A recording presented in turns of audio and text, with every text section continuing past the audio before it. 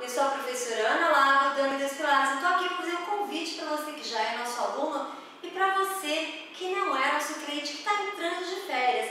Pensando em vocês, nós estamos lançando, a partir do dia 26, uma série de 30 dicas para o verão. É a hashtag Me Leva nas Férias.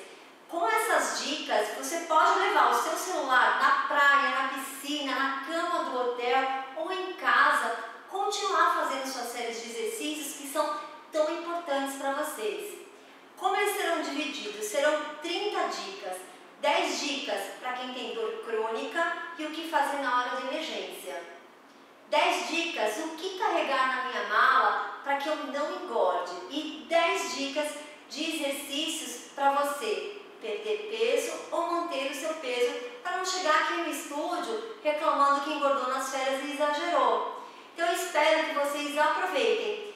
Hoje eu fico por aqui. Você que ainda não se inscreveu no nosso canal, está aqui embaixo, se inscreva, porque se vai ser bom para você essas dicas, vai ser muito bom para o seu amigo. Então compartilhe, dê um like, avise o pessoal que você vai poder levar a gente do Unidas Pilates nas suas férias.